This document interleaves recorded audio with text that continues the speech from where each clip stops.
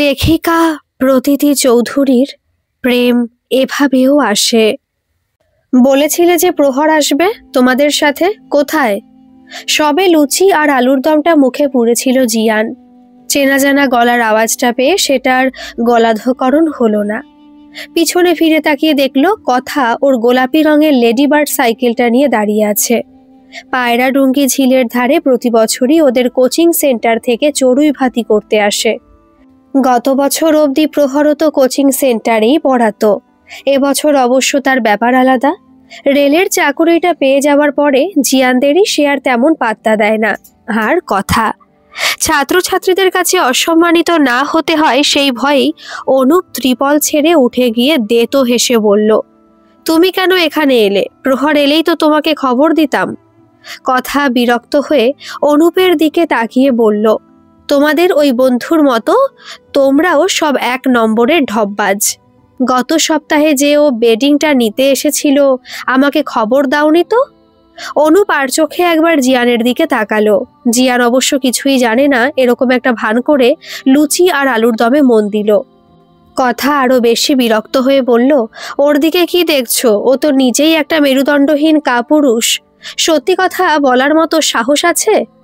এতক্ষণ অবধি কথা যা বলছিল তা ওদের সবাইকে বলছে ভেবে তবু জিয়ান গায়ে মেখে নিচ্ছিল, কিন্তু এবার সরাসরি আক্রমণের তীরটা ওর দিকে ছুটে আসাতে জিয়ান আর চুপ করে বসে থাকতে পারল না। মুখের লুচিটা শেষ করে গলাটা ঝেড়ে বলল, আমি কি করব? তুমি তো আর বলে রাখোনি যে প্রহর ওর বিছানাপত্র নিতে এলে তোমাকে খবর দেব। জিয়ানের মুখ খুলেছে দেখে কথা যেন আরো বেশি সাহস পেয়ে গেল। সাইকেলটা স্ট্যান্ড করে জিয়ানের কাছাকাছি এসে বলল, ঠিক এজন্যই বুঝেছো অনুপদা, ঠিক এজন্যই আমি এত দূরে ছুটে এলাম। জানি প্রহর এখানে এসে খেয়ে দিয়ে ঘুরে গেলেও তোমরা কেউ আমাকে খবর দেবে না। আমতা আমতা করে অনুপ বলল, মানে বলছিলাম যে তুমি কি করে জানলে যে প্রহর এসেছিল? মানে ওর বেডিং পত্র নিতে? কি আমি জানবো না? কথার চোখে মুখে ভাবখানা দেখে মনে হলো যেন প্রহরের ঘরের কর্ত্রী। ওর অজানা কিছু থাকতেই পারে না। জিয়ান বিরক্ত হয়ে বলল, সবই যখন জানো তখন আমাদেরই বা খবর দিতে হবে কেন? নিজেদের ব্যবস্থা নিজেরাই তো করে নিতে পারো। জিয়ানের কথা শুনে কথার মেজাজ চড়ে গেল। বেশ জোরে জোরেই বলল, শোনো, আমি কিন্তু ছেড়ে দেওয়ার পাত্রী নই। কি ভেবেছো তোমরা দুদিন ঘুরিয়ে এখন সুযোগ বুঝে কেটে পড়বে? আমিও কথামৃতা মজুমদার শেষ দেখতে জানি। শালা নিজে 1.5 বছর ধরে প্রেম করলো, এখন কলসি সমেত ডুবলাম আমরা। এমন দোস্তর থেকে তো দুশমান ভালো ছিল। চোখে মুখে বিরক্তি নিয়ে জিয়ানের কানের কাছে খুব সাবধানে বিড়বিড় করলো অনুপ, যাতে ভুল করেও না কথার কানে যায়। এদিকে প্রহরকে ওখানে না দেখতে পেয়ে আর জিয়ানদের গা ঝেড়ে ফেলা ব্যবহারে তখন কথা বেশ চটে গেছে। ভারী আওয়াজে জিয়ানকে উদ্দেশ্য করে জিজ্ঞাসা করলো, প্রহর কখন আসবে ঠিক করে বলো তো? জিয়ান তোতলিয়ে উত্তর দিল, আমি কি করে জানবো? সাথে সাথেই ধমক দিল কথা, তো আর কে জানবে? তুমি তো সেদিন বললে রবিবার তোমাদের পায়রাডুঙ্গিতে পিকনিক আছে, ওখানে ঠিক প্রহর আসবে। কথাটা শুনেই বড় বড় চোখে অনুপ জিয়ানের দিকে তাকালো। অনুপের চোখের ভাব দেখে জিয়ান বুঝতে পারলো ও যেন বলছে, এটা তবে তোর কাজ, বাস নেওয়ার আর জায়গা পেলি না। জিয়ান ওদের দিকে তাকিয়ে হাসার চেষ্টা করলো, অবশ্য মনের ভিতরের বিরক্তি আর বাস খাওয়া চেপে রেখে ঠোঁটের দুপাশ প্রসারিত করাকে যদি হাসি বলে ধরা যায় তো সেটা হাসি ছিল। এদিকে দূর থেকে সব কথা শুনতে না পেলেও এতক্ষণের চেঁচামেচি আর ওদের মুখের ভাবভঙ্গি দেখে কিছু যে একটা ঝামেলা চলছে সেটা ভালোই বুঝতে পারছিল ছাত্রছাত্রীরা। শুধুই কি ছাত্রছাত্রী, কয়েকজন ছাত্রছাত্রীর মা কাকিমারাও তো ওদের সাথে পিকনিকে এসেছে। মনে মনে প্রমাদ গুণে সামাল দেওয়ার চেষ্টা করলো জিয়ান। গলাটা ঝেড়ে বলল, বেশ তো, একটু অপেক্ষা করে দেখো যদি আসে। ব্রেকফাস্টে লুচি আর আলুর দম আছে, চলবে কি? ততক্ষণে কথার ফর্সা কানের লতি দুটো রাগে লাল হয়ে গেছে, মুখটাও ভীষণ রকম ভারী। অনুপ আর সহ্য করতে পারলো না, জিয়ানকে টেনে সরিয়ে নিয়ে গিয়ে বলল, শালা নিজেও মরবি আর আমাদের পেটেও লাত মারবি, কি ব্যাপার বলতো? ভিতরে ভিতরে কোথাও চাকুরির চ্যানেল করে ফেলেছিস নাকি? সুযোগ পেয়ে জিয়ান এতক্ষণ ধরে চেপে রাখা রাগটা অনুপের উপরে ঝেড়ে বলল, হতচ্ছাড়া, সেটা হলে তোরা খবর পেতিস না? তবে শুধু শুধু 2 পয়সা রোজগারের পথটাও বন্ধ করতে উঠে পড়ে কেন লেগেছিস ভাই? জানিস তো সেন্টারটা বন্ধ হয়ে গেলে সেই বাপের লাঠিজাটা খেয়ে বাঁচা ছাড়া আমাদের গতি নেই। বেশ কড়া স্বরেই বলল অনুপ। জিয়ানেরও এসবে মাথাটা গরম হয়ে গেছিল। মাথার টুপিটা টেনে খুলে ফেলে বলল, আরে ওকে আমি কি যেচে লাঠিঝাঁটা খেতে ডেকেছি? অনুপ সাথে সাথে জিজ্ঞাসা করলো, তবে ভাই কিসের জন্য? জানতিস না এখানে এলেই একটা কেস বাঁধাবে? তোকে কি প্রহর বলেছিল যে আজ? অনুপকে কথাটা শেষ করতে না দিয়ে জিয়ান বলল, ধুত্তর, ওই শালার নাম করিস না। সেই যে বেডিং পত্র গুছিয়ে নিয়ে গেল, আর একটা ফোন ধরেনি মাইরি। একটু দূরে দাঁড়িয়ে থাকা কথার দিকে আরেকবার আর চোখে তাকিয়ে অনুপ কাঁদো কাঁদো স্বরে জিয়ানকে জিজ্ঞাসা করলো, তবে কেন ভাই? সবাই কি ভাবছে বলতো? আর দেবুদা এসে এসব দেখলে আমাদেরই তো কেলাবে। আরে সেদিন কি কন্ডিশনে পড়েছিলাম জানিস? শুধু দেবুদা কেন, হাজরা পাড়ার লোক চাঁদা তুলে কেলাতো আমাকে। জিয়ান বিরক্ত হয়ে দাঁতে দাঁত চেপে বলল। বিস্ফোরিত চোখে অনুপ ওর মুখের দিকে চেয়ে বলল, মানে? আর মানে, তুই তো বাড়ি গেছিলি, দেবুদা আর সমুদা আড্ডা মারতে বেরিয়েছিল। সারা বাস খাওয়ার জন্য আমি একাই পড়েছিলাম মেসে। হঠাৎ করেই কথা কলি। জিয়ান 2 সেকেন্ড থামতে অনুপ বলল, কথা কলি না কথামৃতা? এমনিতেই টুপি খোলার পর থেকে জিয়ানের কিছু চুল অগোছালো ভাবে খাড়া হয়ে মাথাতে দাঁড়িয়েছিল। সেইগুলোই বিরক্তির সাথে চুলকে আরো একটু বেশি এলোমেলো করে জিয়ান বলল, আরে ওই হলো কথা কবিতা, যাই হোক, সে 3 সন্ধ্যের সময় সোজা মেসে এসে হাজির। আমি তো ভূত দেখার মতো চমকে উঠেছিলাম মাইরি। তারপর এমন জেরা শুরু করলো যেন আমি ডিচ করেছি। হা করে অনুপ আবার জিজ্ঞাসা করলো, তারপর? জিয়ান ঢোক গিলে বলল, তারপর আর কি? তুই ভেবে দেখতো, একে শীতের সন্ধে, জানালা দরজা সব বন্ধ, পুরো মেসে আমি একা, আর সে আমারই বিছানায় বসে পাশের বেডটার দিকে আঙুল তুলে বলছে বেডটা খালি কেন। জিয়ানের মুখ দেখে আর কথা শুনে অনুপ ওর হাসিটা আর চেপে রাখতে পারল না। ফিক করে ঠোঁটের এক পাশ দিয়ে বেরিয়ে গেল। অমনি জিয়ান রেগে গিয়ে বলল, শালা এজন্যই তোকে বলিনি। কি বাঁচান যে বেঁচেছি সেদিন। মনে মনে 100 বার বজরং বলি নাম জপেছি জানিস। প্রমিস করেছি সারা জীবন ব্যাচেলার থাকবো, শুধু এ যাত্রায় বাঁচিয়ে দাও। অনুপ নিজের মুখের হাসিটা সামলে পুরোটা শোনার জন্যই বন্ধুর সমব্যথী হওয়ার চেষ্টা করলো। কাঁধে হাত রেখে বলল, না মানে, কি সাংঘাতিক ডেসপারেট রে মেয়েটা। অনুপের মুখের কথাটা কেড়ে নিয়ে জিয়ান বলল, তবে আর বলছি কি, ওই যত নষ্টের গোড়া প্রহর।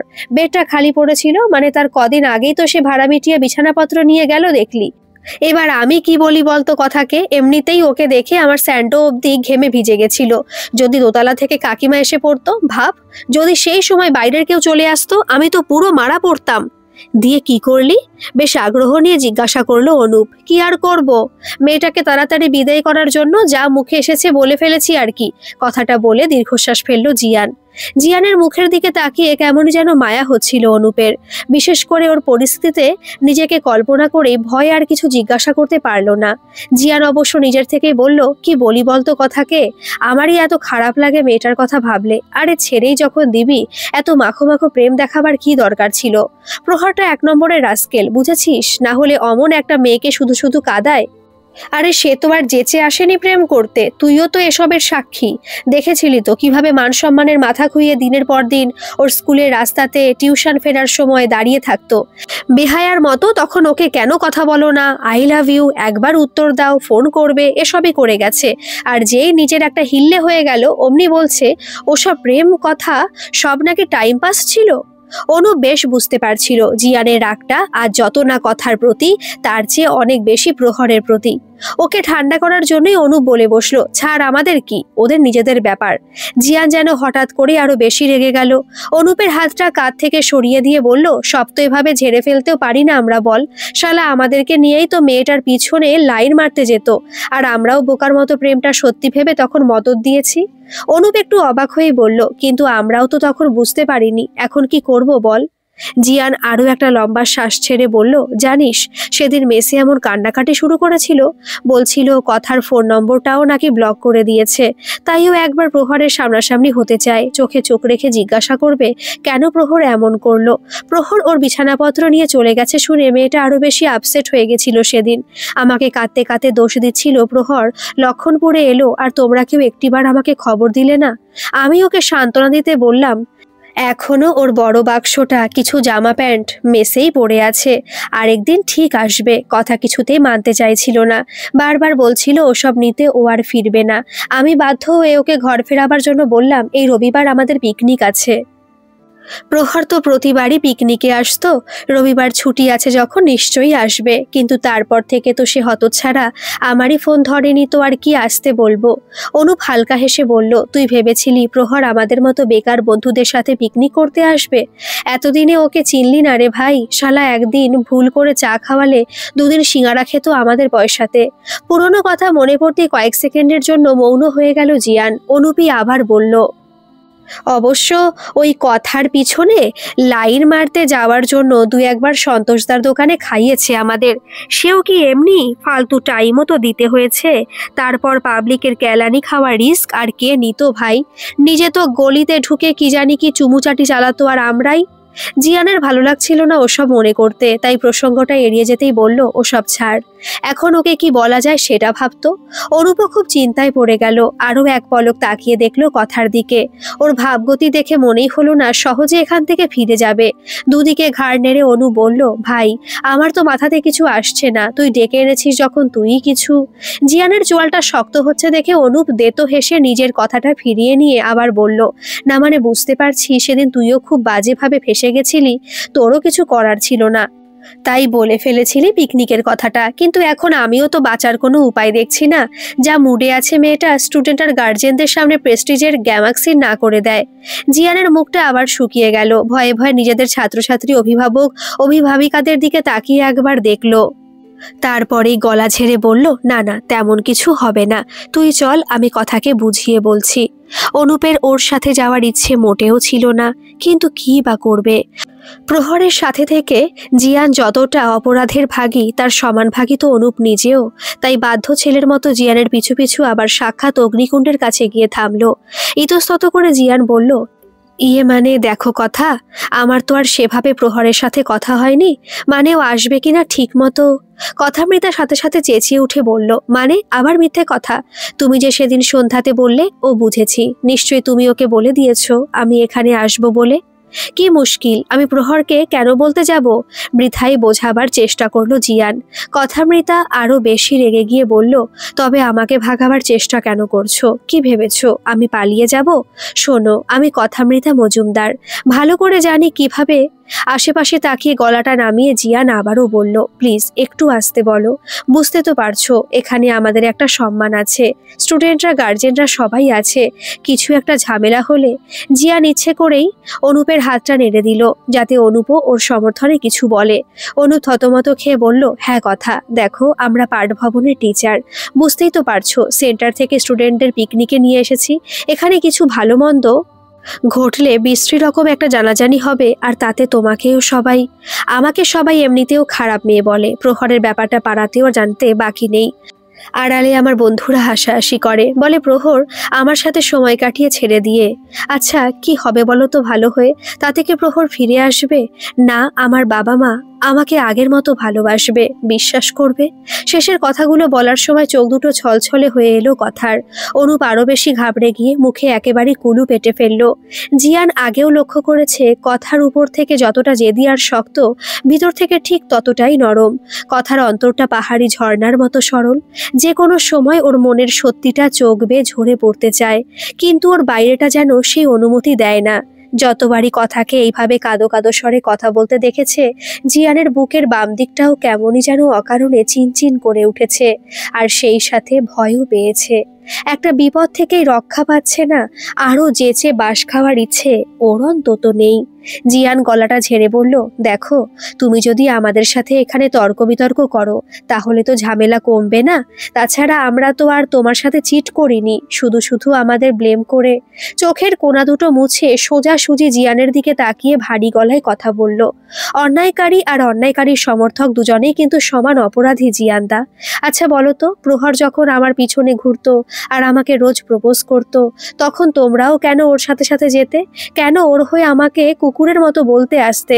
আমাকে রাজি করাতে পারলে পয়সার কমিশন দেবে বলেছিল যে দুজনেই প্রেমের দালালি শুরু করে দিয়েছিলে। জিয়ানের আত্মসম্মানে মনে হয় খুব বেশি আঘাত করলো কথাটা। মুহূর্তের মধ্যে ওর গলার স্বরটা বদলে গেল। রুক্ষভাবে বলল, দেখো, তুমি কিন্তু একের পর এক ইনসাল্ট করে যাচ্ছ। তোমার সাথে প্রহরের একটা রিলেশন ছিল বলেই এখনো কিছু বলিনি তোমাকে, না হলে তোমার বয়সী কোনো স্টুডেন্ট হলে সোজা একটা থাপ্পড় মেরে।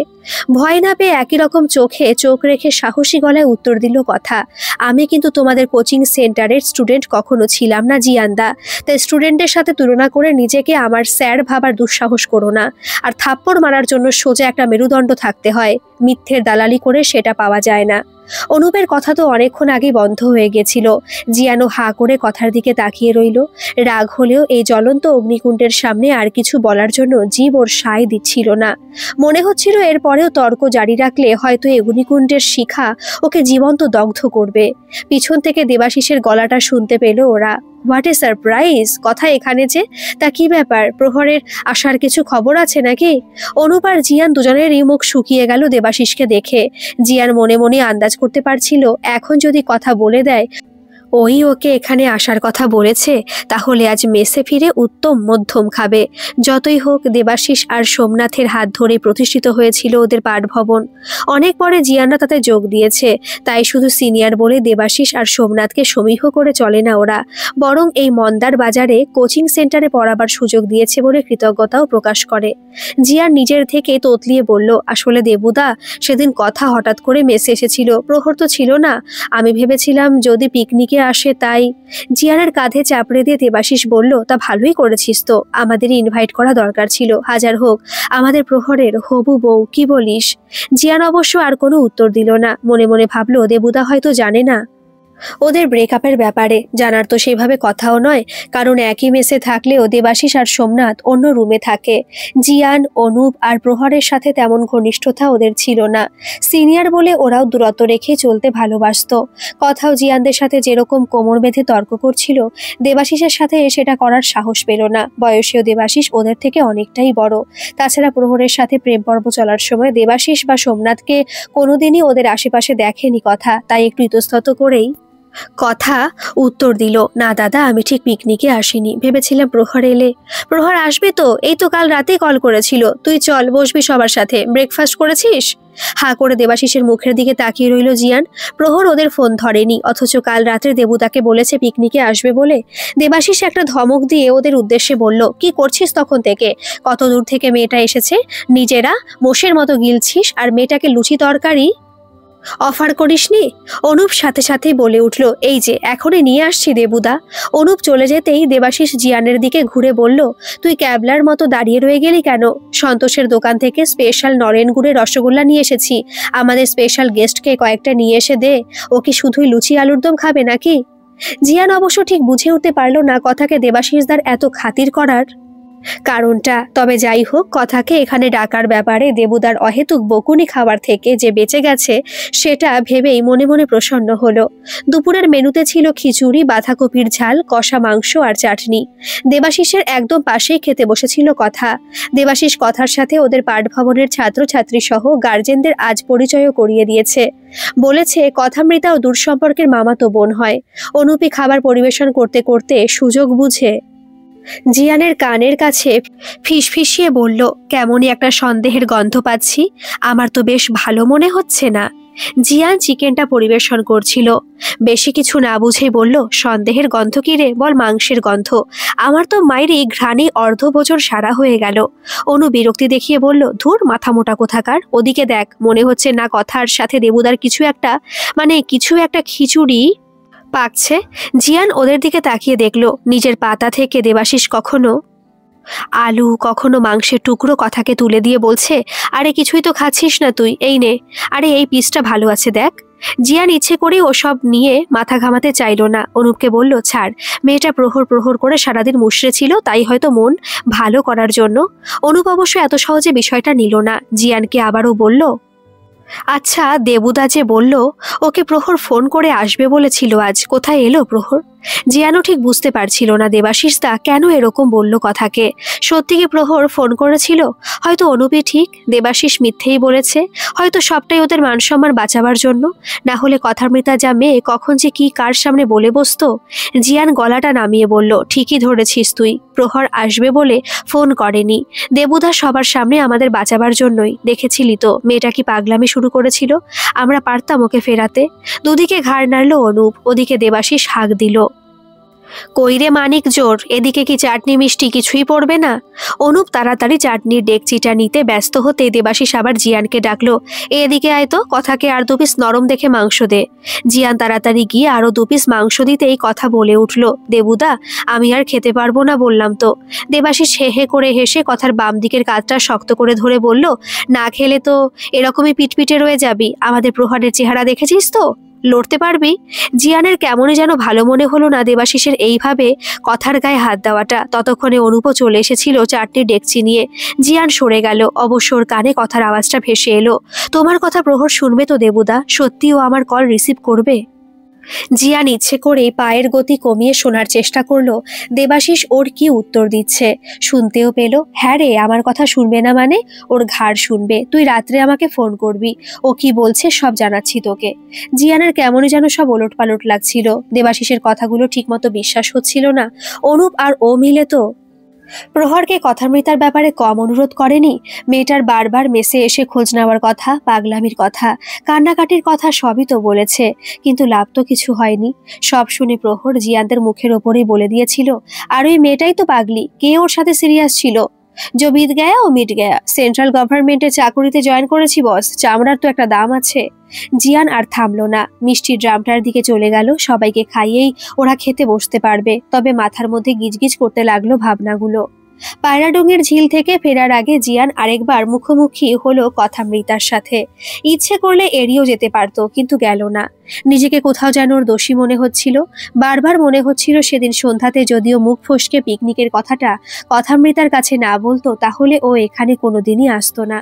দেবাশিস সোমনাথরা তখন ঝিলের একপাশে শেষ বিকেলের আভা গায়ে মেখে সুখ টানে ব্যস্ত ছিল। জিয়ানও জানে নেহাতি এটা পাঠভবনের পিকনিক বলে দেবাশিসের নেশার বোতল নিয়ে আসার সাহস হয়নি। যতই হোক ছাত্রছাত্রীদের কাছে শিক্ষক হিসেবে ওদের তো একটা ইমেজ আছে। তারপরে গার্জেনরাও আসেন এখানে। জিয়ানি সুযোগ বুঝে কথামৃতাকে জিজ্ঞাসা করলো, আর কতক্ষণ এখানে থাকবে? সন্ধ্যা হয়ে এলো, তোমার বাড়িতে চিন্তা করবে না? কথামৃতা এক পলক জিয়ানের দিকে তাকিয়ে হালকা হেসে বলল, এমা তুমি জানো না, আমি তো বাড়িতে বলেই বেরিয়েছি বন্ধুদের সাথে পিকনিকে যাচ্ছি, তবে এবার ফিরে যাব, না হলে রাত্রি হয়ে যাবে। জিয়ানের মনে হচ্ছিল কথামৃতা সকালের মতো অতটার মুষড়ে নেই, হয়তো সারাদিন ওদের সাথে কাটিয়েই একটু ভালো আছে। কথার চোখ দুটোর মধ্যেও বিষণ্ণতা সরে গিয়ে কোথাও যেন এক টুকরো প্রাণের স্পন্দন। জিয়ান গলাটা ঝেড়ে বলল, সামনেই তো এক্সাম তোমার, এসব ছেড়ে একটু পড়াতে মন দাও। প্রেম ভালোবাসার জন্য তো সারা জীবন রইল, কিন্তু উচ্চ মাধ্যমিক জীবনে একবারই। কথা এবার খিলখিলিয়ে হেসে উঠল। আজ অনেক মাস পরে জিয়ান ওকে এইভাবে হাসতে দেখলো। দেখে অবশ্য থমকেও গেল। কথা বলে উঠল, জ্ঞান দিচ্ছেন, মানাচ্ছে না কিন্তু একদম। মনে হচ্ছে সেইবার যখন আমি তোমার বন্ধুকে বলেছিলাম আমার পড়া আছে, সামনে পরীক্ষা, এসব প্রেম ভালোবাসা নিয়ে ভাববার সময় নেই, তখন তুমি পাশ থেকে কি বলেছিলে। ঘাবড়ে গিয়ে জিয়ান ঢোক গিলল। কথামৃতা অবশ্য ওর কথা থামালো না, হেসেই বলল, বলেছিলে পড়া পরীক্ষা এসব তো জীবনে হতেই থাকবে, তোমাদের বন্ধুর মতো খাঁটি প্রেম নাকি আমার জীবনে একবারই এসেছে, তাকে যেন আর ফিরিয়ে না দিই। চুপ করে রইল জিয়ান। কথাটা যে ভীষণ সত্যি সেটা জিয়ানেরও মনে আছে। নিজের মনে জিভ কাটলো জিয়ান। সত্যি প্রহারের চক্করে পড়ে তখন যে কি মতিভ্রম ওদেরও হয়েছিল। দিনরাত্রি মেয়েটার পিছনে পড়েছিল, কথাকে প্রহারের জন্য রাজি করানোটা যেন ওদেরও জেদ হয়ে দাঁড়িয়েছিল। আবার কথায় নিজের থেকে বলল, চিন্তা করো না, তোমার বন্ধুকে এত সহজে আমি ফিরে যেতে দিচ্ছিও না, খাঁটি প্রেম কি না। ইতস্তত করে মাথা চুলকে জিয়ান বলল, দেখো আমি তোমাকে কোনো মিথ্যা বলতে চাই না, প্রহরের প্রেমটা যে দেখানো সেটা আমরাও তখন বুঝতে পারিনি। ওর হয়ে বলাটা সত্যি আমাদের অন্যায় হয়েছিল, কিন্তু এখনো নিজেই আমাদের সত্যিটা বলেছে। তোমার সাথে কন্ট্যাক্ট রাখার ইচ্ছে ওর নেই, শুধু শুধু তুমি এখন ওর জন্য সময় নষ্ট করছো। তার চেয়ে যদি, আর এখনই বা কিভাবে তোমাকে বিশ্বাস করব? পাল্টা জিজ্ঞাসা ছুড়ে দিল কথামৃতা। হা করে কিছুক্ষণ ওর দিকে তাকিয়ে রইল জিয়ান। কথা আবারও বলল, তোমাকে আর ভাবতে হবে না, দেবুদা আমাদের মধ্যে সব মিসআন্ডারস্ট্যান্ডিং ক্লিয়ার করে দেবে বলেছে। দেবুদাকে কোনোদিনই প্রহার মানা করতে পারবে না। দেবুদা আজকে বলছিল কিভাবে তোমাদের মেন্টর হয়ে এতগুলো দিন ধরে তোমাদের গাইড করেছে। সমুদা আর দেবুদাকে তোমরা কতটা মেনে চলো। জিয়ান মনে মনে ভাবল, সত্যি এই মেয়েটা হয় খুব অবুঝ, না হলে সত্যিটা দেখার মতো ইচ্ছেই নেই। যেই ছেলেটা লক্ষণপুরের সাথে সব সম্পর্ক কাটিয়ে নিজের ব্যাগ বিছানা নিয়ে কেটে পড়েছে, এমনকি যাওয়ার দিনে দেবুদার সাথে দেখা অবধি করেনি, সে কিনা ওদের মেনে চলবে। অবশ্য কথাকে সেসব বলার আর সাহস হলো না। শুধু হালকা হাসার চেষ্টা করে বলল, তুমি এখনো অনেক কিছুই বোঝো না কথা, একটু চোখ চেয়ে চলার চেষ্টা করো। আশেপাশে খারাপ ভালো সব রকম মানুষই আছে। কথা কেমন যেন উদাসীন গলায় বলল, টেস্টের রেজাল্ট ভীষণ খারাপ হয়েছে। বাবা মা আমাকে আর বিশ্বাস করে না। রিলেটিভরা আমার সমালোচনা করে, প্রতিবেশীর আড়ালে খারাপ মেয়ে বলে, বন্ধুরাও খারাপ বলে পাত্তা দিতে চায় না। আর কি খারাপ হবে আমার সাথে? অথচ জানো জিয়ানদা, আমার মনে কখনো খারাপ কিছু ছিল না। প্রথম প্রথম ভয় পেতাম ওকে ভালোবাসি বলতে, কিন্তু যেদিন থেকে বলেছিলাম আমার সবটা জুড়ে শুধুই প্রহর ছিল, আর কিছু ভাবিনি। ঝিলের ধারে সূর্য অস্ত গেছিল, পাখির ডাকে সন্ধে হয়ে আসছিল, কেমনই যেন একটা মন খারাপ ধীরে ধীরে গ্রাস করছিল জিয়ানকে। কথা হেসে বলল, নিজেকে দোষ দিও না জিয়ানদা, আমার কিন্তু তোমার উপরে একটুও রাগ নেই। ভাগ্যিস আজ আমাকে এখানে ডেকেছিলে, তাই তো দেবুদার সাথে আলাপ হলো, প্রহরের সাথে আরো একবার দেখা হওয়ার, সবকিছু ঠিক হয়ে যাওয়ার একটা ছোট্ট আশা দেখতে পেলাম। সকালে বিকেলে পাঠভবনে পড়াতে যাওয়া, নিজের চাকুরির পরীক্ষার প্রস্তুতি, এসবই জিয়ানের মন থেকে আবছা হয়ে গেছিল কথার ব্যাপারটা। একদিন অনুপ টিউশন বেরোবার আগে রেডি হতে হতে হঠাৎ করে আবার বিষয়টা তুলল, বুঝলি জিয়ান, তোকে বলা হয়নি, পরশুদিন সন্ধেবেলা যখন বিল্টুদের বাড়ি যাচ্ছিলাম, ওই যে সন্তোষদার দোকানের মোড়টা ঘুরে সামনের গলিটা, যেখানে আমরা কথার প্রহরকে পাহারা দিতাম, ওখানে আবার কথাকে দেখলাম, তবে দেবুদার সাথে। কিছুটা চমকে উঠে জিয়ান বলল, দেবুদার সাথে মানে কি বলছিস? অনুপ ঠাট্টা করে হেসে বলল, কি আর বলবো, আমিও প্রথমে ওদের একসাথে দেখে তোর মতোই চমকে উঠেছিলাম। এই কদিন আগে অবধি মেয়েটা আমাদের কাছে এসে ভালোবাসা নিয়ে বড় বড় লেকচার দিচ্ছিল, আর কদিনের মধ্যে দেবুদার সাথে কেমন ঝুলে গেল। আর সত্যি মাইরি, ওই আধবুড়ো লোকটা ছাড়া কাউকে পেল না। জিয়ান হালকা ধমক দিয়ে বলল, তোর কোথাও ভুল হচ্ছে অনুপ, কথা ওরকম মেয়ে নয়, হতে পারে দেবুদায় মিথ্যে কিছু বলে ওকে ইউজ করছে। জিয়ানের কথা শুনে বিরক্ত হয়ে অনুপ বলল, ছাড় তো, ইউজ করছে, কত দেখলাম ওসব। কথা কি একেবারে বাচ্চা মেয়ে নাকি? অনুপকে কিছু না বললেও জিয়ানের মন যেন মানতে চাইল না। পিকনিকে গিয়ে প্রথম আলাপে দেবুদার সাথে কথার ঘনিষ্ঠতাও দেখেছিল ঠিকই, কিন্তু তাই বলে ওদের মধ্যে এত তাড়াতাড়ি যে কোনো রিলেশন তৈরি হয়ে যেতে পারে কল্পনা করেনি। দেবাশিস ছেলেটাকে উপর থেকে সমীহ করে চললেও মন থেকে খুব একটা শ্রদ্ধা অবশ্য ওরা কেউই করে না। মদ গাঁজা থেকে খারাপ পাড়ায় যাওয়া আসা, সব রকম নেশায় যে দেবাশিসের আছে সেটা ওরা দুজনেই জানে। জিয়া চুপ করে আছে দেখে অনুপি আবার বলল, আসলে কি জানিস তো ভাই, একবার প্রেম করলে মেয়েদের ওসব লজ্জা ভয় কেটে যায়, তারপরে কি কথা আর কি কবিতা, সবই ওই একই পথে। জিয়ার হালকা প্রতিবাদ করে বলল, আমার কিন্তু বিশ্বাস হচ্ছে না, কোথাও একটা ভুল হচ্ছে। অনুপ এবার খুব বিরক্ত হয়ে ঝাঁঝালো গলায় বলল, দোস্তকে বিশ্বাস করিস না শালা তুই, আর ওই দুদিনের মেয়েটার উপরে এত বিশ্বাস? আচ্ছা রাত্রিবেলা শুনবি তো দেবুদা কার সাথে ফোনে ফিসফিস করে, ওদের রুমে গিয়ে একটু বসবি। জিয়ান নিজের মনে বিড়বিড় করে বলল, কিন্তু কথা, না না, এটা হতে পারে না। অনুপ আবারও বলল, তোর কি প্রবলেম বলতো ভাই? আরে যা মধু ছিল সে তো আগে ভ্রমণ নিয়ে গেছে, মানে প্রহার নিয়ে গেছে, এবার বাকিটুকু যে যা পারছে লুটে খাচ্ছে। ওই মেয়ের এমনিতেই বা কি হতো, নিজেই চারিদিকে প্রচার করেছে বয়ফ্রেন্ড ছেড়ে গেছে বলে, সুযোগ পেলে সবাই তো ব্যবহার করবে। অনুপের সন্ধ্যার দিকে একটা টিউশন থাকে, বিল্টু বলে একটা ছেলেকে বাড়িতে পড়াতে যায়। সেদিনে পড়াতে যাওয়ার সময় সে গলির মাথায় ওদের দুজনকে দেখেছিল। আজকেও বেরোবার সময় জিয়ানকে হাসতে হাসতে বলল, আসছি বুঝলি, কি জানি আজ আবার গলিতে কি রঙ্গ দেখি। নিজেদের তো আর এ জন্মে হলো না, অন্যদের দেখে চোখ ধন্য করি। অনু বেরিয়ে যাওয়ার পরে কিছুতেই পাটিগণিতে মনোনিবেশ করতে পারল না জিয়ান। জেনারেল নলেজের বইটা একবার খুলে বসলো, তাও মন স্থির করতে পারল না। সন্ধেবেলাটা প্রতিদিনই জিয়ান চাকুরির পরীক্ষার প্রস্তুতির জন্য বইপত্র নিয়ে কাটায়, ইচ্ছে করে কোনো টিউশন ধরেনি, কিন্তু আজ কেমনই যেন অদ্ভুত একটা অস্থিরতা ওর বুকের মধ্যে উথাল পাথাল করছিল। একবার ভাবলো কথামৃতাকে একটা ফোন করে দেখবে, সেই মতো কন্ট্যাক্ট লিস্ট থেকে ওর নম্বরটা বের করে কল করতে গিয়ে মনে হলো কথামৃতাকে ফোন করেই বা কি বলবে, যদি সত্যি দেবাশিসদার সাথে মেলামেশা করছে, ওকে কোন অধিকারেই বা বাধা দেবে। মোবাইলটা পাশে সরিয়ে রেখে চোখ বন্ধ করে বিছানায় মাথা রেখে কিছুক্ষণ শুয়ে রইল জিয়ান। তারপরে কি মনে করে কল করলো প্রহরকে, যদিও জানে ওদের ফোন ফোন সহজে প্রহর রিসিভ করবে না। তবুও ফোনের এ প্রান্তে কান রেখে অপেক্ষা করতে লাগলো। হ্যালো জিয়ান, যে কেমন আছিস? প্রহরের গলাটা শুনতে পেয়ে মনের মধ্যে যত রাগ ছিল সব যেন মাথার মধ্যে একত্রিত হতে লাগলো।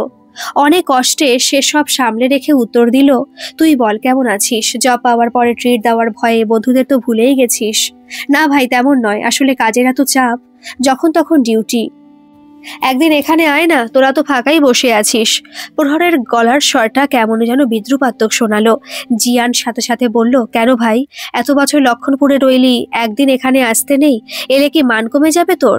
প্রহর একটু ইতস্তত করে বলল, আসলে তেমন নয়, জানিস তো ওই কথা, মানে অনেক কষ্টে নিস্তার পেয়েছি ওখান থেকে। বাবা মা বিয়ের জন্য মেয়ে দেখছে, কি বলতাম বলতো ওনাদের? জিয়ান গম্ভীর স্বরে বলল, কি বলতিস মানে? কাকু কাকিমাকে কথার ব্যাপারে কি বলা যেত না? প্রহর একটা দীর্ঘশ্বাস ফেলে বলল, জানিসই তো আমাদের পরিবারের একটা স্ট্যাটাস আছে, তাছাড়া কথা এখনো স্কুলের গণ্ডি বেরোয়নি, এভাবে হয় নাকি? বল যে মোটা যৌতুক ছাড়া বিয়ে করবি না। বিদ্রুপ করে জিয়ানও বলল। প্রহর হালকা হেসে বিদ্রুপটা গায়ে মেখে নিয়ে বলল, সেটাও পুরোপুরি মিথ্যে তো নয়, আর দোষের কি আছে বল? এত বছর পড়াশোনা করেছি, পরিশ্রম করে চাকরি পেয়েছি, এটুকু তো ডিজার্ভ করি। রাগটা যেন এবার আর কিছুতেই চেপে রাখতে পারলো না জিয়ান, বেশ জোরেই বলল, তবে কেন শুধু শুধু মেয়েটার সাথে খেললি? ওর ক্ষতি করে কি লাভ হলো তোর? সবাই তো ওকেই খারাপ মেয়ে ভাবে। মেয়েটার পড়াশোনাটা অবধি তোর জন্য গোল্লাতে গেছে, জানিস? ও পাগলের মতো তোর খোঁজে এখনো মেসে। আমাকে গিল্টি ফিল করাস না জিয়ান। তুই তো এমন বলছিস যেন কি নাকি করেছি ওর সাথে। আরে কখনো টাচ অবধি করিনি। একবার একটা কিস চেয়েছিলাম, তো সে বিশাল কাণ্ড। জানিস, ভয়ে 10 দিন আর দেখা করেনি। কথা যদি নিজেই চারিদিকে প্রচার করে ওর বয়ফ্রেন্ড ওকে ছেড়ে চলে গেছে, তো ওকে সবাই খারাপ মেয়ে বলবে না তো কি? মাথায় ওর আদৌ কিছু আছে? ঠিকই বলেছিস, ও পাগলের মতো নয়, বদ্ধ পাগল। ট্রিটমেন্ট দরকার। কয়েক সেকেন্ড ফোনটা কানে ধরে চুপ করে রইল জিয়ান। রাগে ওর চোয়াল অবধি শক্ত হয়ে যাচ্ছিল। প্রহর যে এতটা অকৃতজ্ঞ আর নোংরা মনের কখনো কল্পনাও করেনি। যে মেয়েটার সাথে এতদিন মেলামেশা করলো, তার প্রতি এতটুকু মায়া মমতা ওর নেই।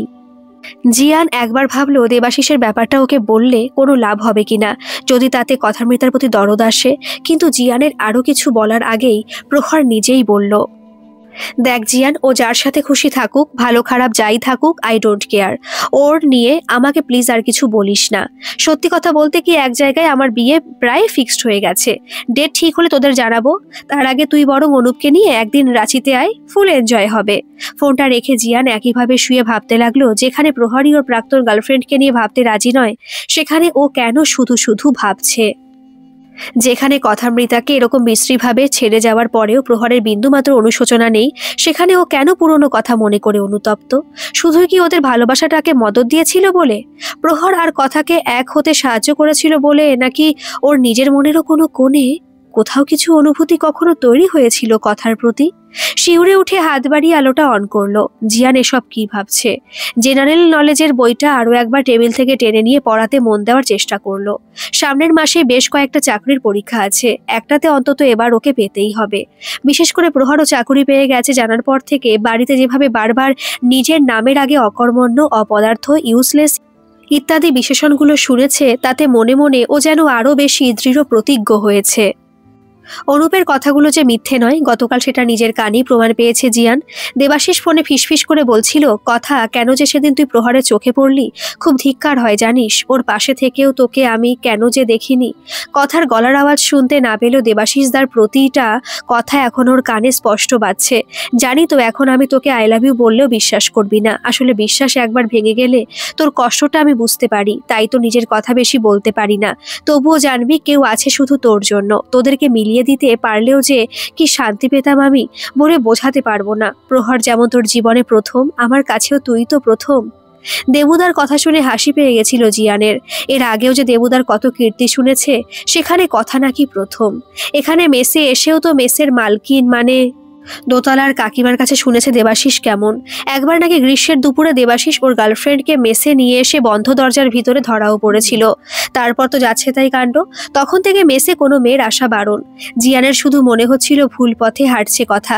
ওকে ঠিকটা জানানো খুব প্রয়োজন। বিশেষ করে গতকাল রাত্রিতে দেবাশিসের ফোনের কথাগুলো শোনার পরে মনের উথাল পাথালে সাড়া না দিয়ে পারল না জিয়ান। কলটা করেই ফেললো কথাকে। ফোনের ক্রিং ক্রিংটা যেন জিয়ানের বুকের মধ্যে প্রতিধ্বনি তুলছিল। বাম বাম হাতে বুকটা চেপে অপেক্ষা করছিল কথার গলাটা শোনার জন্য। কথা ফোনটা রিসিভ করে বলল, কি ব্যাপার, আজ কি স্বয়ং সূর্যি মামা অন্যদিকে ভুল করে উঠে পড়েছে? তোমরা 3 বন্ধু তো আমার কল দেখলে উল্টো পথে ছুটতে, আজ কি মনে করে? ব্যঙ্গটা হজম করে নিয়ে সোজা সুজি স্পষ্ট করেই কথাটা বলল জিয়ান। তোমাকে সেদিনও বললাম কথা, তুমি কিন্তু অকারণে সময় নষ্ট করছো। আমি প্রহরের সাথে কথা বলেছি, কদিন পরেই ওর বিয়ে, সব ঠিকও হয়ে গেছে, কেন মিছিমিছি? একটু অবাক হয়েই কথা বলল, বিয়ে? কই দেবুদা তো তেমন কিছু বলল না।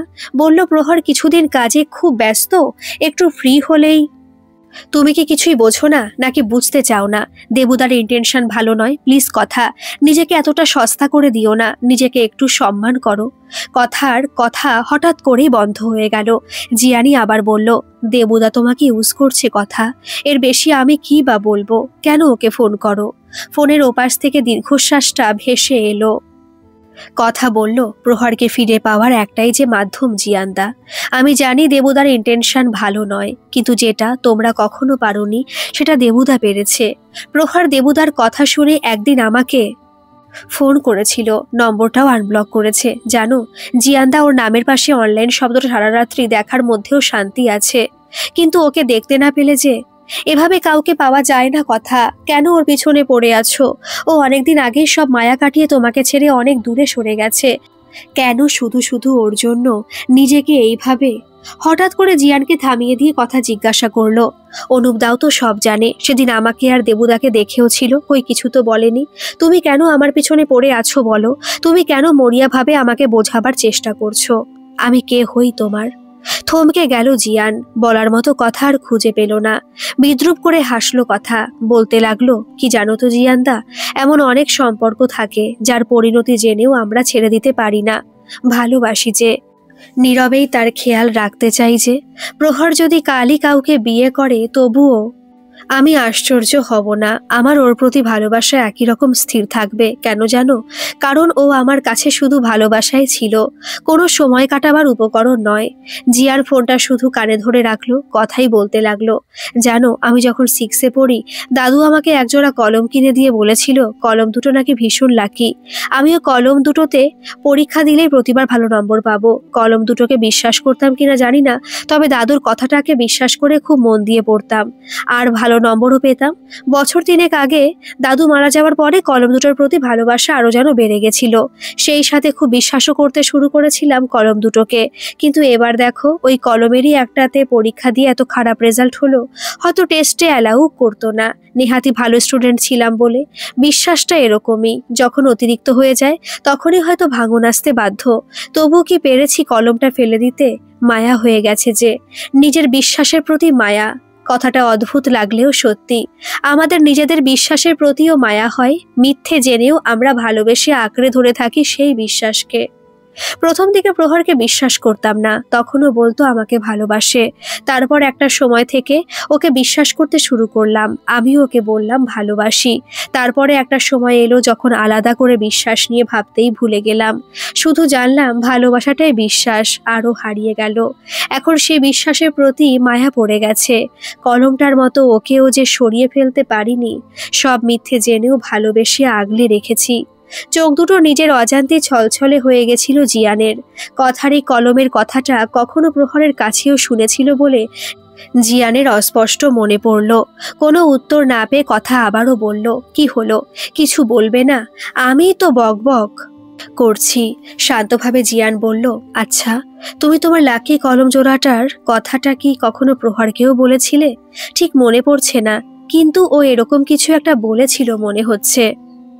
খিলখিলিয়ে হেসে উঠে কথা বলল, শুধু বলিনি, দাদুর দেওয়া 2টো কলম থেকে একটা ওকে উপহার দিয়ে চাকরির পরীক্ষার জন্য অল দ্য বেস্ট বলেছিলাম। দাদুর একটা কলম ওর কাছে তো ভাগ্য নিয়ে এলো, কিন্তু আমার কাছে শুধুই একরাশ শূন্যতা। জিয়ান হয়তো নিজের মনেই বলল, এই পৃথিবীর কিছু জিনিস জোড়াতেই ভালো লাগে, তোমাকেও এভাবে কোনোদিন দেখতে চাইনি কথা। কি ব্যাপার সমুদা, আজ এসব ধনভাণ্ডার গরিবের ঘরে? 2টো বোতল ব্যাগ থেকে বের করে সোমনাথ অনুপের বেডের নিচে রাখলো। জিয়ানের কথা শুনে সোমনাথ হেসে বলল, আরে দেবুদা ফেরার পথে নিয়ে এসে রাখতে বলল। এই দেখ, চিকেনও আছে, রাত্রে পার্টি হবে। জিয়ান ইয়ার্কির গোছে বলল, এটা কিন্তু ঠিক নয় সমুদা, অনুপ নেই, আমিও বাড়ি চলে যাচ্ছি, এই সুযোগেই তোমাদের প্রতিবার পার্টি হচ্ছে।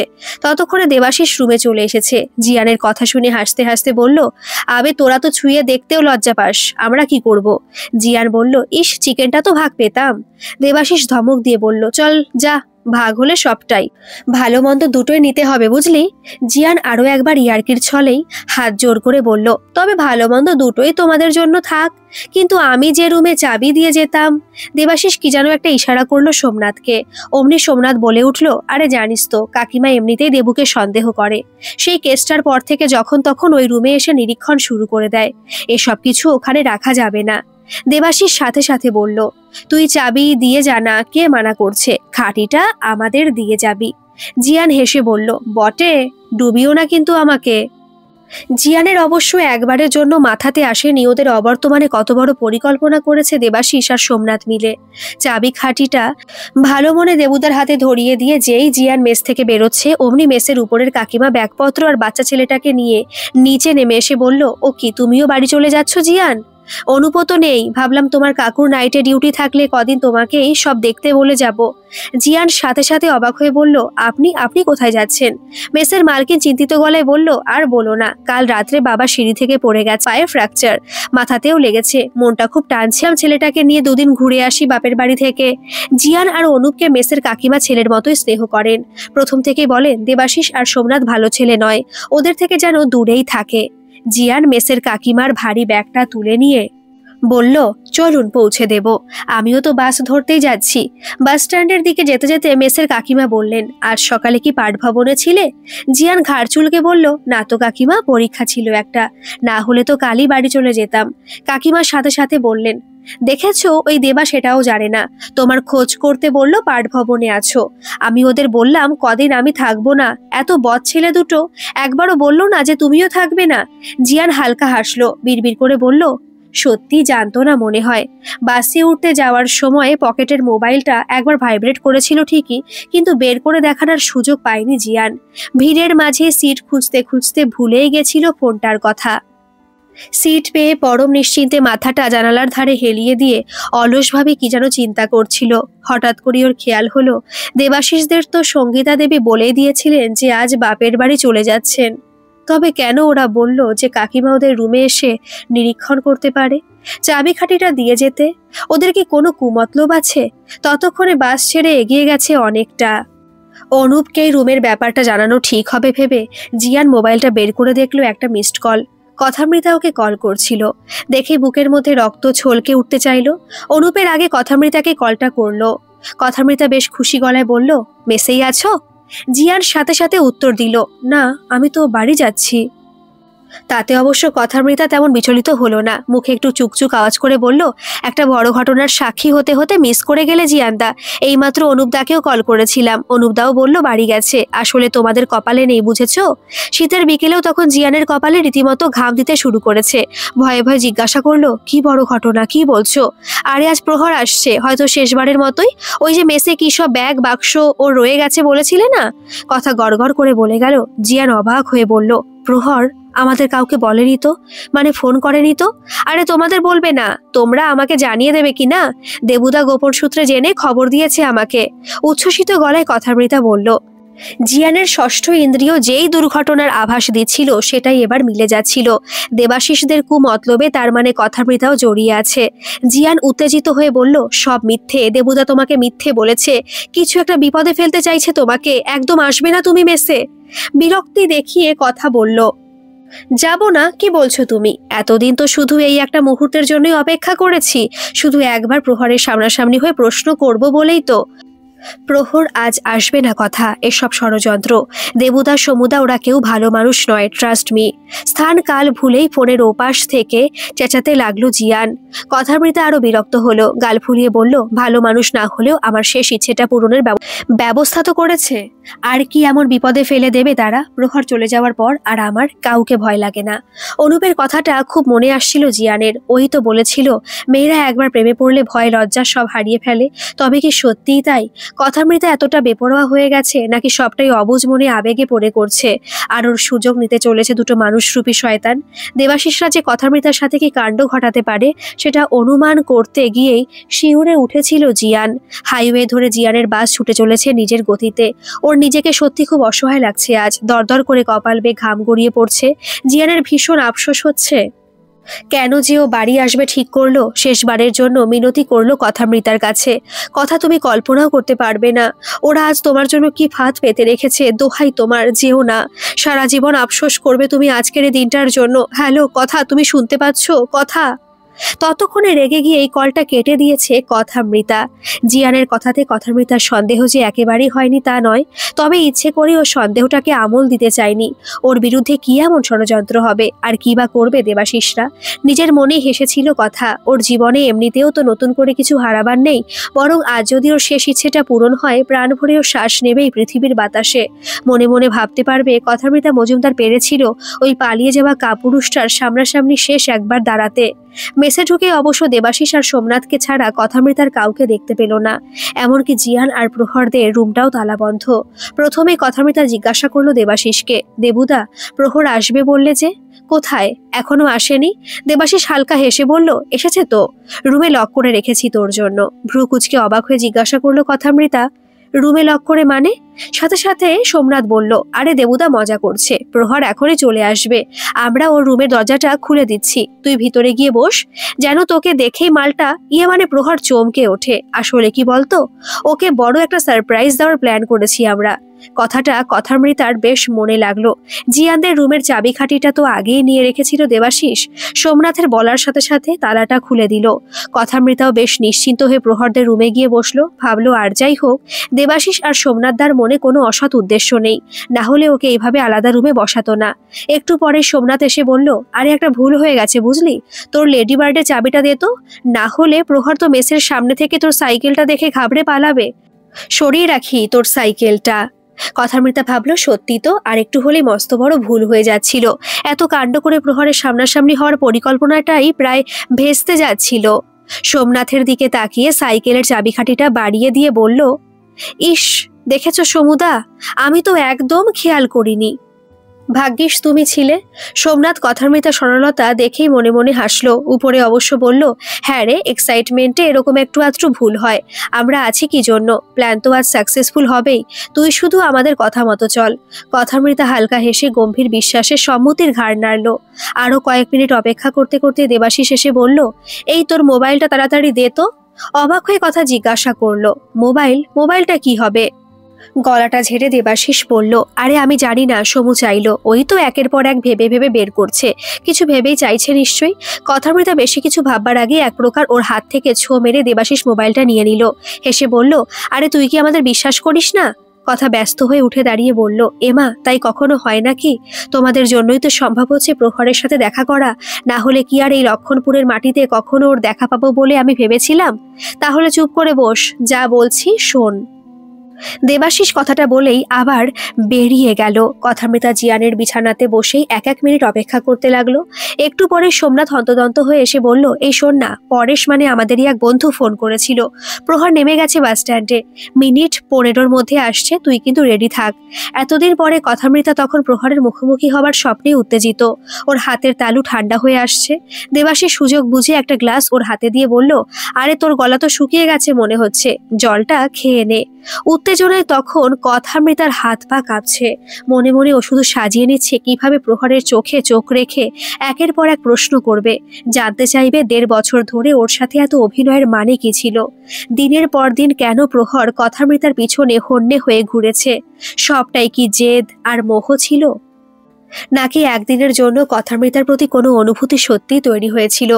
অনমনস্ক হয়ে দেবাশিসের দেওয়া গ্লাসটা হাতে নিয়ে এক চুমুক দিয়ে কথামৃতা বলে উঠল, জলটা কেমনই খেতে দেবুদা। সোমনাথ সাথে সাথে এসে বলল, জল আবার কেমন খেতে, ও এখানে আয়রনটা একটু বেশি। পাশ থেকে দেবাশিস বলল, আরে জল নয় ওটা, শরবত, তুই প্রথমবার আমাদের মেসে এলি, তোকে শুধু জল কি করে দিই বলতো। জল শরবত নিয়ে আর বেশি ভাবনা চিন্তা না করে অর্ধেকের বেশি গলায় ঢেলে নিয়ে টেবিলে গ্লাসটা নামিয়ে রাখলো কথামৃতা। সোমনাথ আরো একবার বলল, তাহলে তুই রেডি থাক বুনি, আমরা পাশের রুমে আছি। মিনিট কয়েক যেতে না যেতেই কথামৃতার মাথাটা কেমন ভারী হয়ে আসতে লাগলো, চোখের সামনেটাও যেন আবছা লাগছিল, ঘুম ঘুম পেতে লাগলো ওর। এদিকে অপেক্ষা করতে করতে কতক্ষণ যে হয়ে গেছে নিজেই বুঝতে পারছে না কথা। ওর মোবাইলটাও কাছে নেই যে কটা বাজলো দেখবে। প্রহর আসছে না দেখে শেষে অধৈর্য হয়ে দেবাশিসদের সাথে কথা বলার জন্য যেই উঠে দাঁড়ালো কথামৃতা, ওর মাথাটা কেমনভাবে ঘুরে গেল। অবশ্য ওকে দরজার বাইরে যেতে হলো না, সোমনাথ আর দেবাশিস দুজনেই তখন ওর রুমে চলে এসেছে। কথামৃতাকে দুদিক থেকে শক্ত করে ধরে বিছানায় বসিয়ে জিজ্ঞাসা করলো, কি রে, কি হলো? তোর শরীর খারাপ লাগছে বুনি? তাহলে কি করে তুই প্রহরের সাথে লড়াই করবি? মাথাটা ধরে জোর করে ওদের দিকে চোখ খুলে তাকাবার চেষ্টা করলো কথামৃতা, জড়ানো গলায় বলল, প্রহর কোথায়? ও তো এখনো এলো না। আমি বাড়ি যাব, শরীরটা খারাপ লাগছে। দেবাশিস হালকা হেসে বলল, এত তাড়াতাড়ি কেন? কত কষ্টে আমরা সব প্ল্যান করলাম। সোমনাথ মুচকি হেসে বলল, প্রহর নেই তো কি হয়েছে, আমরা তো আছি, আমাদের সাথেও লড়াই তো করা যায়। দেবাশিস সোমনাথকে ছদ্ম বকুনি দিয়ে বলল, কি বলছিস সমু, লড়াই কেন? একটু ভালোও তো বাসা যায়। কথাকে কতবার বলেছি আমি ওকে কত ভালোবাসি, মেয়েটা শুনতেই চায় না। কথামৃতা ঘোরের মধ্যে বুঝতে পারছিল ও আজ দেবাশিসদের বিশ্বাস করে সত্যি ভুল করে ফেলেছে। জিয়ান ওকে সাবধান করতেই চেয়েছিল, কিন্তু আবেগের বশে ও এমন কিছু সিদ্ধান্ত নিয়ে ফেলেছে। এখন আফসোস করলেও এখান থেকে বেরোবার যে কোনো পথ নেই। জোর করে চেঁচিয়ে বলার চেষ্টা করলো কথামৃতা, আমাকে ছাড়ো, আমার মোবাইলটা এখনই ফেরত দাও। অবশ্য কথামৃতার গলার আওয়াজটা যে বদ্ধ রুমের চার দেওয়ালের মাঝে মিলিয়ে গেল সেটা কথা নিজেও বুঝতে পারলো। নিজেকে এরকম অসহায় অবস্থায় দেখে ওর ভীষণ কান্না পাচ্ছিল। কথামৃতা চোখের জলকে গুরুত্ব না দিয়ে দেবাশিস জোর করে টেনে ওকে বিছানায় শুইয়ে দিল। পা দিয়ে ওদের লাথি মারার চেষ্টা করলো কথামৃতা। সোমনাথ ওর পা দুটো শক্ত করে টেনে ধরলো। কথামৃতার মনে হলো ওর হাত পায়ে যেন ঝিম ধরে গেছে, আরও নড়তেও পারছে না। ঠিক সেই সময় ঘোলা চোখে কথামৃতা দেখতে পেল ওদের রুমে দরজা ঠেলে কেউ একজন ঢুকছে। ঝাপসা চোখে কথামৃতা ছেলেটাকে ভালো করে না দেখেই নিজের সর্বশক্তি একত্রিত করে চেঁচিয়ে বলতে লাগলো, প্রহর তুমি এসেছো? দেখো, তোমার এই দাদারা আমার সাথে নোংরামি করার চেষ্টা করছিল। রুমের মধ্যে হঠাৎ করে জিয়ানকে দেখে ভূত দেখার মতো চমকে উঠল দেবাশিস আর সোমনাথ। জিয়ান মুখটা দেবাশিসদের প্রতি ঘৃণাতে বিকৃত করে বলল, ছি ছি দেবুদা, তোমাদের হাজারটা বদনেশা নোংরামির কথা শুনেছিলাম, কিন্তু এভাবে আমারই রুমে আমারই বিছানায় কথাকে ভাবতে পারছি না আমি। তোতলিয়ে সোমনাথ বলল, আরে তুই যেমন ভাবছিস তেমন নয়, ও নিজেই এসেছিল, জিজ্ঞাসা কর। তাছাড়া তুই বল ওকে আমরা ঘর থেকে তুলে নিয়ে আসতে পারবো? আমাকে আর কোনো সাফাই দিতে হবে না, আমি সব জানি, আর আমার যা বোঝার ছিল সব বুঝে নিয়েছি। রাগে দাঁতে দাঁত চেপে জিয়ান বলল। দেবাশিস তারপরেও নির্লজ্জের মতো জিজ্ঞাসা করলো, কিন্তু তুই তো বাড়ি যাবি বলে বেরোলি, বাস পাসনি? ততক্ষণে কথামৃতাও কোনোরকম বিছানায় উঠে বসেছে। জিয়ান দেবাশিসদের প্রতি চরম ঘেন্না দেখিয়ে বলল, বাস পেয়েছিলাম, কিন্তু আজ বাড়ি চলে গেলে যে এই অবুঝ মেয়েটার অনেক বড় ক্ষতি হয়ে যেত, আর তোমাদের মধ্যকার নোংরা পশু দুটোকে সচক্ষে দেখতেও পেতাম না। সোমনাথ গলাটা ঝেড়ে বলল, এই শোন ভাই, তোর জন্য আমরাও তো অনেক করেছি, মেস দেখে দিয়েছি, পাঠভবনে পড়াবার সুযোগ করে দিয়েছি, এবারটা ছেড়ে দে, আর হবে না। আসলে মাথা ঠিক ছিল না, একটু নেশা চড়ে গেছিল। প্লিজ এসব কাউকে কিছু জানাস না। জিয়ান চেঁচিয়ে বলল, বাহ কি আবদার, কখনো আমার উপকার করেছো বলে এত বড় নোংরামির পরেও ছেড়ে দেব তোমাদের? কাকিমা নেই তো কি হয়েছে, হাজরা পাড়ার লোক তো আছে, আমি এখনই সবাইকে ডাকছি, পাড়ার লোক এসে এর বিচার করুক। জিয়ান যে বেরোবার জন্য রুমের চৌকাঠে পা রাখতে যাবে, অমনি টলতে টলতে এসে কথামৃতা ওর হাতটা টেনে ধরে বলল, প্লিজ জিয়ানদা, ছেড়ে দাও ওদের, আমার ভুলেই এসব, আমি যদি বিশ্বাস না করতাম তাহলে কিছুই হতো না। আর যদি তুমি লোক ডাকো তাহলে এবার আর আমাকে কেউ খারাপ মেয়ে বলবে না, নোংরা মেয়ে বলবে সবাই, চরিত্রহীনা বলবে। জিয়ানের পা দুটো থেমে গেল, কড়া মেজাজে জিজ্ঞাসা করলো, তোমার সরলতার সুযোগে তোমার বিশ্বাস নিয়ে এই যে দুটো পশু খেললো, তাদের শাস্তি চাও না তুমি? উদাস স্বরে কথামৃতা উত্তর দিল, প্রহরকে শাস্তি দিতে পেরেছ তুমি, সেও তো আমার বিশ্বাস নিয়ে খেলেছিল, সরলতাকে ব্যবহার করেছিল। একদিন নয়, দিনের পর দিন আমি তো শুধু প্রহরকে ভালোবেসেছিলাম। আর যদি ওর ভালোবাসার জন্য এই দুটো পশুর হাতে মরেও যেতাম, জানতাম ভালোবাসার জন্য নিজের জীবনটা। জিয়ানের আর সহ্য হলো না, কথামৃতার গালে থাপড়টা বসিয়ে দিল।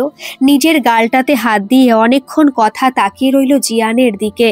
কয়েক মিনিট পরে দুফোঁটা জল গড়িয়ে পড়ল ওর চোখ দিয়ে। বিছানায় ধপ করে বসে গিয়ে কথামৃতা বলল, আমি ভুল ছিলাম, আমি সবসময় ভুল ছিলাম। তোমার সত্যি একটা শক্ত মেরুদণ্ড আছে। থাপ্পড় মেরে আজ প্রমাণ করে দিলে। কি হলো বলো? হঠাৎ এই পায়রাডুঙির ঝিলের পাশে আজ কেন ডাকলে? জিয়ান বেশ জোর গলাতেই জিজ্ঞাসা করলো কথামৃতাকে। কথামৃতা ইতস্তত করে বলল, আসলে সেদিনের পর থেকে তোমাকে অনেক কিছুই বলার ছিল। ফোনে যতবারই বলার চেষ্টা করেছি আটকে গেছি। মনে হয়েছে হয়তো সামনে থেকেই বলাটা ঠিক।